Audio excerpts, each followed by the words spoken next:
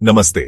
आपने YouTube shorts से पैसे कमाने, चैनल बढ़ाने और अन्य महत्वपूर्ण टिप्स के बारे में पूछा है।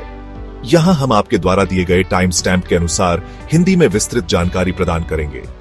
YouTube शॉर्ट्स एक शॉर्ट फॉर्म वीडियो प्लेटफॉर्म है जो 2020 में भारत में और 2021 में वैश्विक स्तर पर लॉन्च हुआ।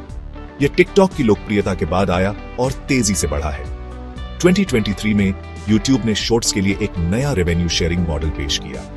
इसमें शॉर्ट्स फीड में वीडियो के बीच चलने वाले विज्ञापनों से होने वाली कमाई का 45% हिस्सा क्रिएटर्स को मिलता है। यह model YouTube partner program YPP के तहत काम करता है। यदि आपके पास कम से कम 1000 सब्सक्राइबर और पिछले 90 दिनों में 10 मिलियन शॉर्ट्स व्यूज हैं, तो आप मोनेटाइजेशन के लिए पात्र हैं। CPM कॉस्ट पेयर मिले वह राशि है जो विज्ञापन दाता प्रति 1000 व्यूज पर भुगतान करते हैं। शॉर्ट्स पर CPM आमतौर पर $0.05 से $0.07 के बीच होता है। यह टिकटॉक से कम है, लेकिन YouTube के बड़े इकोसिस्टम और अन्य मोनेटाइजेशन विकल्पों के कारण यह लाभकारी हो सकता है। YouTube शॉर्ट्स में क्रिएटर्स को 45% रेवेन्यू मिलता है, जबकि YouTube खुद 55% रखता है। यह वितरण YouTube के प्लेटफॉर्म संचालन, इंफ्रास्ट्रक्चर और अन्य लागतों को कवर करने के लिए है।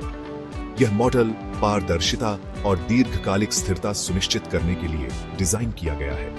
YouTube ने क्रिएटर म्यूजिक पेश किया है, जिससे क्रिएटर्स को लाइसेंस प्राप्त म्यूजिक का उपयोग करने की अनुमति मिलती है। इससे म्यूजिक के लिए भुगतान की प्रक्रिया सरल होती है और क्रिएटर्स को कॉपीराइट मुद्दों से बचने में मदद मिलती है। हालांकि शॉर्ट्स ने उपयोगकर्ताओं का ध्यान आकर्षित किया है, लेकिन कुछ अध्ययन बताते हैं कि यह लॉन्ग फॉर्म वीडियो की व्यूज और एंगेजमेंट को प्रभावित कर सकता है।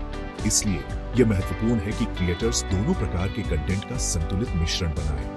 हाँ, YouTube का एल्गोरिदम दोनों प्रकार के वीडियो के लिए समान है। यदि आपके शॉर्ट्स पर अच्छा प्रदर्शन होता है, तो यह आपके लॉन्ग फॉर्म वीडियो की सिफारिशों को भी प्रभावित कर सकता है। और इसके विपरीत, YouTube शॉर्ट्स की बढ़ती लोकप्रियता के बावजूद यह टिकटॉक की तरह अत्यधिक स्क्रॉलिंग और समय की बर्बादी का कारण बन सकता है। इसलिए क्रिएटर्स को अपने दर्शकों को मूल्यवान और सूचनात्मक कंटेंट प्रदान करने पर ध्यान केंद्रित करना चाहिए। हाँ, YouTube ने हाल ही में अपने रेवेन्यू शेयरिंग मॉडल में सुधार किया है, ताकि क्रिएटर्स को अधिक पारदर्शिता और स्थिरता मिल सके। इससे क्रिएटर्स को उनके कंटेंट से होने वाली कमाई के बारे में स्पष्ट जानकारी मिलती है। यह संभव है, लेकिन यह कठिन है। शॉर्ट से होने वाली कमाई सीमित होती है, इसलिए क्रिएटर्स को अन्य मोनेटाइजेशन विकल्पों जैसे सुपर थैंक्स, चैनल सदस्यताएं और ब्रांड स्पॉन्सरशिप पर भी विचार करना चाहिए।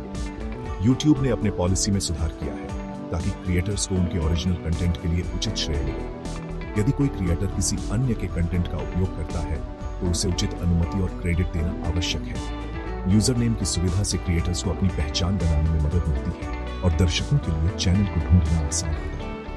यह व्यक्तिगत ब्रांडिंग और समुदाय निर्माण को बढ़ावा देता है। YouTube शॉर्ट्स पर सफलता पाने के लिए निम्नलिखित टिप्स अपनाएं। नियमित अपलोड करें। सप्ताह में कम से कम 2 से 3 बार वीडियो अपलोड करें।